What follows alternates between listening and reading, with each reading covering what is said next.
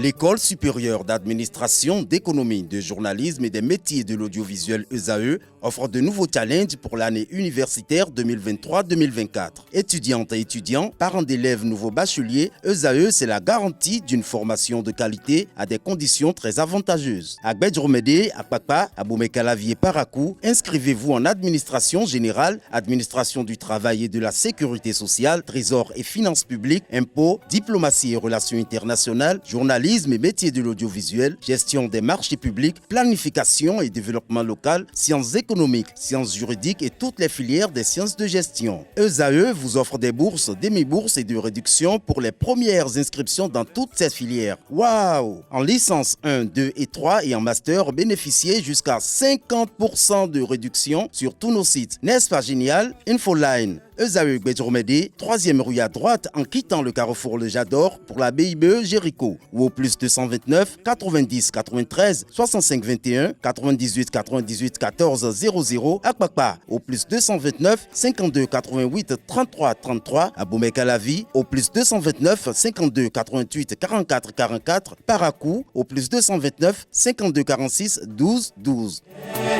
ESAE, l'excellence à un nom.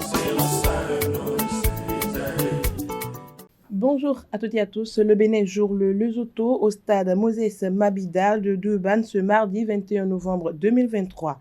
Un match comptant pour la deuxième journée des éliminatoires de la Coupe du Monde 2026. Après une défaite face à l'Afrique du Sud, les Guépards béninois cherchent une victoire cruciale pour maintenir les espoirs de qualification. La défaite face à l'Afrique du Sud a placé les Guépards dans une position délicate, mais le sélectionneur national Gernot Rohr insiste sur la nécessité de prendre au sérieux chaque adversaire. Les ajustements tactiques et la confiance acquise lors de la deuxième mi-temps contre l'Afrique du Sud alimente l'espoir d'une performance améliorée.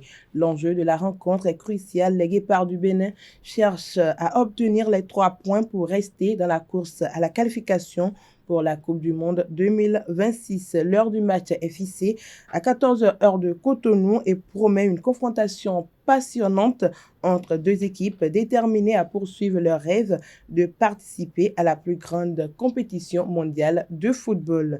43 801 955 000 francs CFA, c'est le budget prévisionnel que compte utiliser en 2024 le ministre des Sports Benoît Dato pour booster encore plus son secteur. Une nette augmentation de plus de 7 883 652 000 francs CFA en 2024, soit 31,64% par rapport à 2023 et des dépenses ordinaires de l'ordre de 37,55% relatives à la prise en compte de la taxe du sport de 3 milliards de francs CFA dans le budget du ministère. Ainsi, le ministre des Sports passe cet exercice veut faire de 2024 une année transit pour mettre en œuvre des réformes subséquentes relatives à la mise en place des directions techniques nationales DTN, tout comme la formation certifiante des coachs, des arbitres et autres cadres techniques des fédérations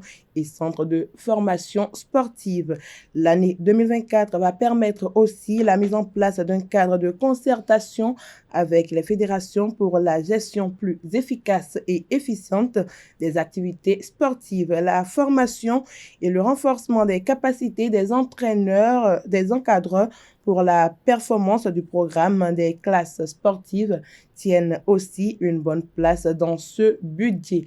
Le Bénin dispose désormais de journalistes consultants et de journalistes sportifs et consultants dotés des aptitudes nécessaires pour mettre en lumière le handball béninois. Ils sont près d'une trentaine ayant reçu des notions sur la discipline avec le journaliste commentateur français Jocelyn Velure et la consultante Amélie Goudjo, ancienne capitaine de l'équipe de France de handball. La cérémonie de clôture de cet atelier de formation s'est déroulée le vendredi dernier. Suivons ensemble le reportage. Je déclare définitivement en cause cette session de formation des journalistes et consultants sportifs. Merci. Pendant 4 jours, Journalistes et consultants sportifs ont acquis de nouvelles connaissances de base pour commenter les compétitions de handball. De multiples avantages découlent de cet atelier de formation. Je pense qu'on sort de cette formation avec beaucoup d'acquis, c'est le plus important. Et on a déjà senti des progrès au niveau des participants parce qu'on a la possibilité de faire la pratique. Donc ça a été une semaine intense et on a beaucoup gagné. Je voudrais donc féliciter les formateurs, leur dire merci et que nous les attendons encore prochainement à Cotonou. J'espère que ça sera possible. Je voudrais aussi remercier les participants pour leur assiduité, leur présence et leur demander de tout faire pour que les acquis, les enseignements ne soient pas oubliés. Au thème de la formation, les participants offrent un présent à chaque formateur puis expriment leur reconnaissance. Merci à la Fédération béninoise de handball pour avoir accepté de mettre le pied à l'étrier. Merci à nos formateurs qui ont consacré de moments haletants à nos côtés. On sait que ça n'a pas été facile puisqu'on n'est pas les enfants les mieux outillés avant, mais aujourd'hui nous prenons l'engagement de les rassurer que nous allons vraiment faire le travail tel qu'ils le veulent. Nous prenons cet engagement. Et au nom de tous mes collègues participants, nous vous disons une fois encore merci et la tchénomie. Les deux experts formateurs, Amélie Goudjo et Jocelyn Vellure, se réjouissent de l'hospitalité du Bénin et de l'assiduité des bénéficiaires. En tant que journaliste consultant, vous êtes des personnes qui sont attachantes de par votre investissement, de par votre réactivité, de par votre générosité. Et ces qualités-là, je peux les transposer dans les qualités humaines. Alors bien sûr qu'on a mis en avant l'accueil qu'on a reçu ici à Nobila, c'est un fait, mais également l'accueil qu'on a reçu de votre part, et même au-delà de ce présent qui nous touche particulièrement. On est vraiment très touchés. Je parle au nom d'Amélie, mais je pense qu'il va me rejoindre. Et quant à cette dite formation, le transmettre est un plaisir. Je pense que quand on est altruiste, on transmet assez facilement parce qu'il ne faut pas oublier d'où on vient. Et nous-mêmes avons appris de certains de nos pères et de nos anciens. Et il ne faut pas s'accaparer la connaissance et le savoir. J'avais conscience de me constituer des souvenirs un peu inoubliables pour l'avenir.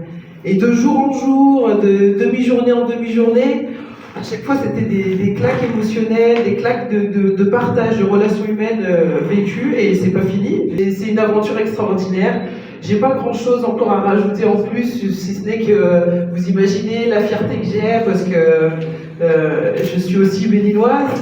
Donc d'être venue là, d'avoir fait cette formation novatrice avec vous, d'avoir ces moments de partage extraordinaires, j'en ai des frissons et je pense que ça va me marquer à vie. Des attestations ont été décernées à chaque bénéficiaire. Les rideaux sont tombés sur cette mise à niveau des journalistes et consultants sportifs sur les rouages du jargon du handball, place désormais à la pratique proprement dite de ces acquis.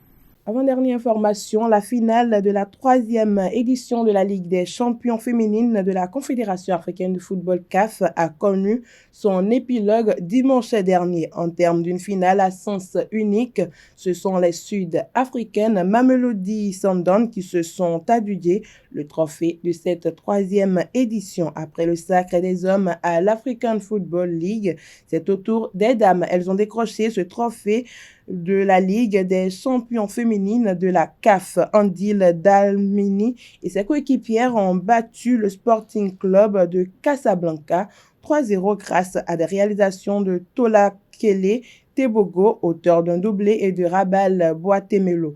C'est le deuxième titre en 2 éditions des Sud-Africaines après celui de 2021. Pour finir, le stage pour l'obtention de la licence ACAF a débuté à Argari lundi 20 novembre 2023 avec la participation de 30 participants dont 25 joueurs marocains de haut niveau, organisé par la Direction technique nationale jusqu'au vendredi prochain en collaboration avec la Ligue régionale Souss Massa. Ce stage connaît la participation de 4 entraîneurs d'associations africaines partenaires du Nigeria, du Togo et du Congo. Le programme de cette session comprend des séances théoriques en salle, des séances modèles animées par les experts, une mise en situation pratique des candidats par des experts de la Confédération africaine de football et de l'UEFA, ainsi que des séances de mentoring et de méthodologie.